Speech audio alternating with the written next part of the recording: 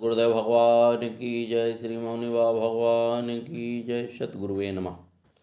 गुरु गीता में सदगुरु महिमा के गीत हैं। इनका गायन करने वाले शिष्यों की चेतना पवित्र, प्रखर एवं प्रकाशित होती है। ये गीत कितने भी गाए जाएं, इनका रस समाप्त नहीं होता है और न ही इनका प्रभाव क्षमता खत्म होती है। युगों युगों से इस सत्य को सभी शिष्यों ने अनुभव किया है और कुछ बड़भागी शिष्य इस सच्चाई को अपनी साधना संपदा मानकर जी रहे हैं। हाँ, यह सच है कि धन, मान, यश, कीर्ति सब कुछ होने पर भी जिस शिष्य के होठों पर गुरु महिमा के गीत नहीं हैं, वह अभागा है, कंगाल है, समस्त आश्रयों को होने के बावजूद निराश्रित है। जबकि इनके विपरीत जिस शिष्य के पास न तो धन है और न मान है, न यश है और न कीर्ति है, वह यदि गुरु महिमा के गीतों को गाने की कला को जानता है तो परम सौभाग्यशाली है। सतगुरु मौनी बाबा भगवान की जय।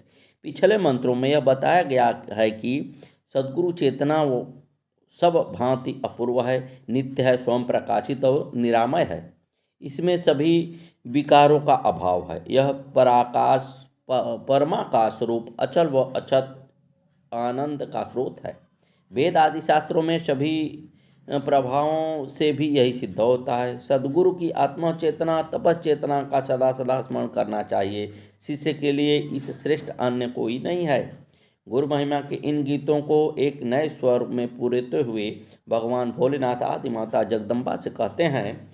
खन्नमण्डलाकारं व्याप्तमेन चराचरं तत्पदं दर्शितं मेन तस्मै श्रीगुरुवे नमः। सर्वश्रुतिनिरोरत्न विराजितपदाम्बुजं वेदान्तम्बुजसूर्यो यस्तस्मै श्रीगुरुवे नमः। यस्य स्मरणमात्रेण ज्ञानमुत्पद्यते अस्मयं या एव सर्वसम्प्राप्ति तस्मै श्रीगुरुवे नमः। चैतन्य शाश्वतं शान्तं प्रमो व्योमतीतं निरञ्जनं नादबिन्दुकलातीतं तस्मै श्रीगुरुवे नमः। अखंड वलयाकार चेतना के रूप में जो इस संपूर्ण चर अचर जगत में व्याप्त हैं, ब्रह्म तत्व और आत्म तत्व के रूप में वही चेतना इनके श्री चरणों की कृपा से दर्शित होती है, उन श्री सद्गुरु को नमन है। वैदिक ऋचाओं एवं उपनिषद की श्रुतियों के सभी ब्रह्म महावाक्य रत्न उनके श्री चरणों में विराजित हैं।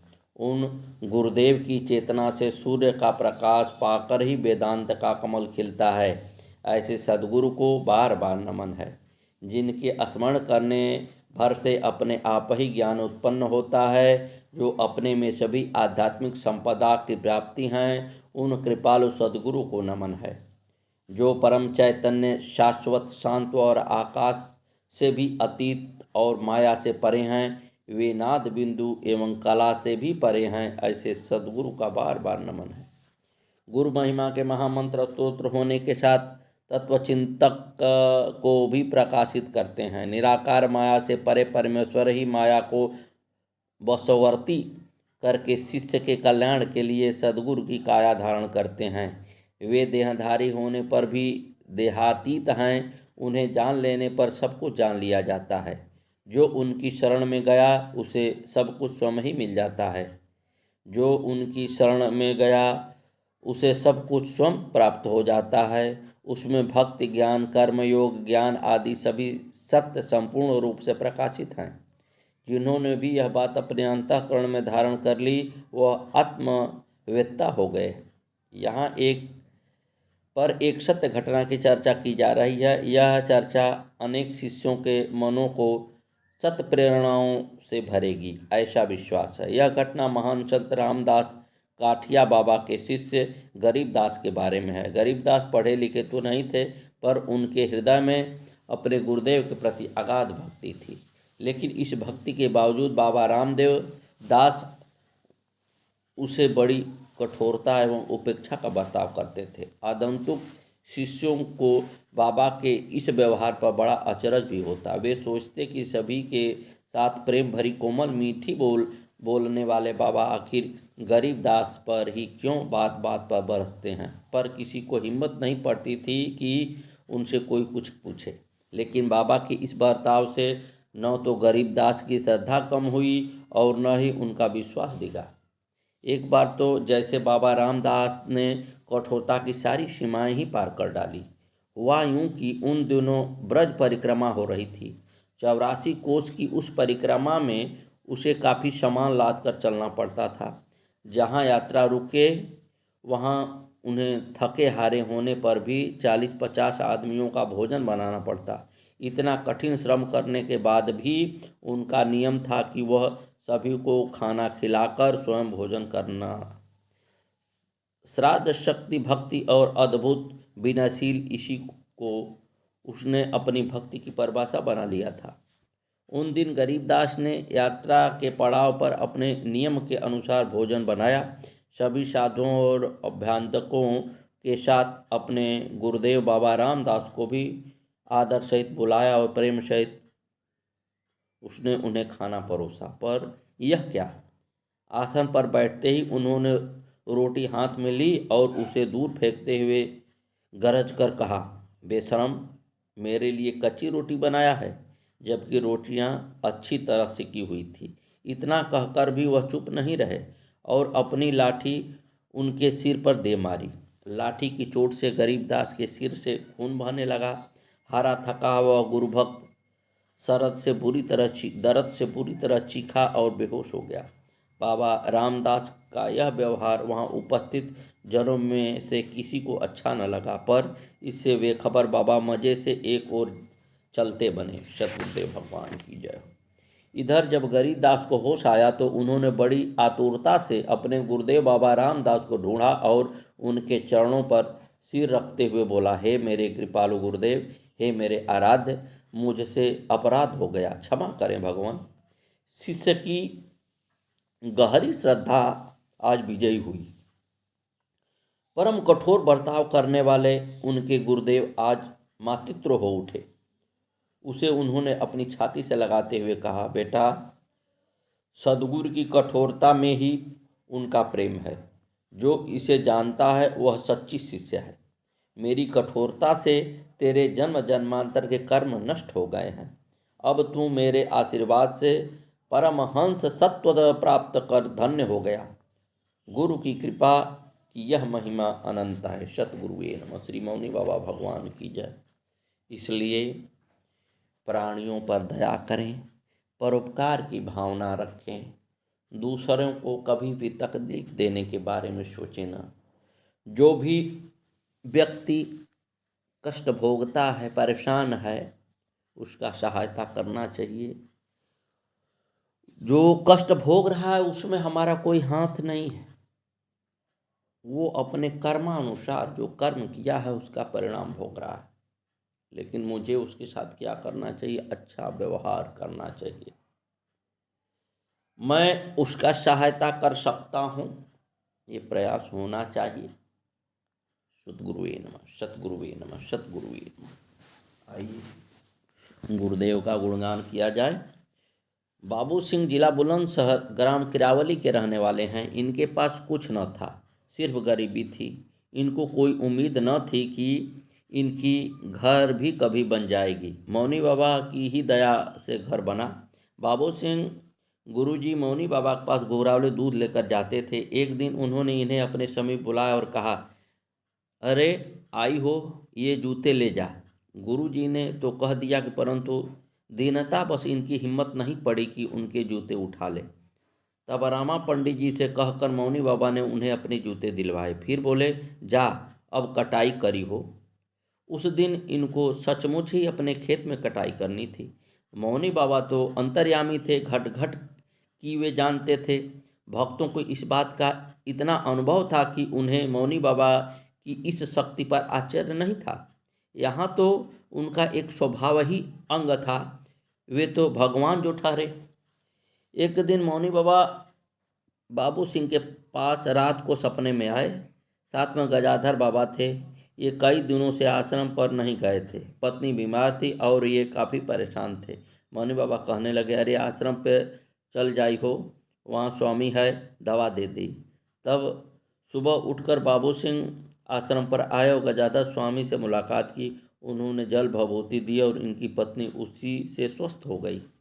एक अन्य अवसर पर बाबू सिंह बीमार पड़ गए, पेचिश हो गई थी, फिर उल्टियाँ भी लग गई, बेहोश हो गए तो लोग अस्पताल ले गए। इमरजेंसी वो लगाकर उन्होंने अस्पताल में बाहर कर दिया, इंजेक्शन लगाकर उन्होंने बाहर कर दिया कि मेरठ या दिल्ली ले जाओ। साथ में छोटा लड़का और पत्नी थे, पर इन्हें तो होश भी न था कि लोग क्या कर रहे हैं। इनकी नज़रों के सामने गुरु जी आए और कहने लगे, ठीक हो जाई हो, घबराई ना।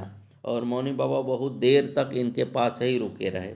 रात भर इनको वे दिखाई देते रहे और कोई नज़र नहीं आया। सुबह 7 बजे इन्हें होश आया। देखा तो ये अस्पताल में थे, रिश्तेदार लोग अस्पताल में खड़े थे। यह तो मौनी बाबा की ही मेहरबानी से ठीक हुए। इनको तो यह भी पता न चला कि कब इन्हें लोग अस्पताल ले गए। मौनी बाबा की ही मेहरबानी से सब पल रहे हैं। उन्हीं के को बाबू सिंह सब परिवार कोटि कोटि प्रणाम करते हैं। सद्गुरु भगवान की जय। गुरु की महिमा देखिए क्या होती है, गुरु क्या नहीं कर सकते। हम लोग जानते हुए भटकते रहते हैं।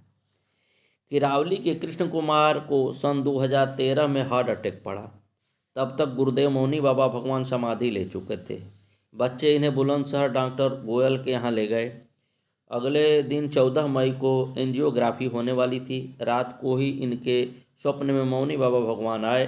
भाषा उनकी वैसी ही थी जैसी कि बोलते थे और भेष गजाधर बाबा का था। वे कहने लगे, तू बीमार हुई तो हमसे काहे ना कही हो। ये उनसे बोले, बाबा मैं तो अकस्मात ही बीमार हुआ। ये बोले, जा ठीक हो जाई हो, घबराई ना। इनको 4 घंटा वेंटिलेटर पर रखा गया, जीवन दान मिला। फिर 16 तारीख को ये दिल्ली रवाना कर दिए गए। ओखला में स्कॉर्ड हॉस्पिटल है जहां पहुंचे। 20 तारीख को बाईपास सर्जरी होनी थी। 4:30 पर इनकी सफाई वगैरह की गई। 4:45 पर मौनी बाबा फिर आ गए गजाधर बाबा के भेष में और कहने लगे, अरे इतने भीतर आकर दुबक गई हो। कृष्ण कुमार बोले, बाबा मुझे पता नहीं मैं कहाँ हूँ। और ये मौनी बाबा के लिए कुर्सी लाने के लिए उठने लगे। मौनी बाबा बोले, तू मत ला, हम ले जा आई हो। और वे कुर्सी लाकर बैठ गए। फिर कृष्ण कुमार को आशीर्वाद देते हुए बोले, घबराई ना हो, ठीक हो जाए। मौनी बाबा भगवान के आशीर्वाद से ऑपरेशन सफल रहा और अब वे बिल्कुल ठीक है। सद्गुरु भगवान की जय हो।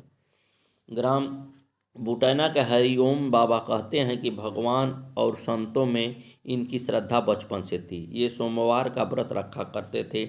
इनकी अंदर से पुकार थी कि कोई पहुँचे हुए वैराग्यमान गुरु इन्हें मिले। गुरु की तलाश में ये कई जगह गए, परंतु ज्यों ही किसी संत के चरण छूने झुकते अंदर से आवाज़ आते, तू इन्हें गुरु न बना। एक बार नीलकंठ पर एक मौनी बाबा की नाम के संत का दही चावल का भंडारा था, परंतु वहाँ भी वही आवाज़ आई, इन्हें गुरु न बना। इनके गांव में ही एक सूरदास बाबा रहा करते थे। वे कहने लगे, मुझे गुरु बना ले। वे सिद्ध थे, परंतु उन्हें अहंकार था। इन्हें लगा कि मेरी कहीं इनसे तू मैमा न हो जाए, अतः यह प्रस्ताव भी वो अस्वीकार कर दिए। 1981 में इनके गांव में फौजदारी हुई। इनको मुकदमे के सिलसिले में बुलंदशहर जाना पड़ा था।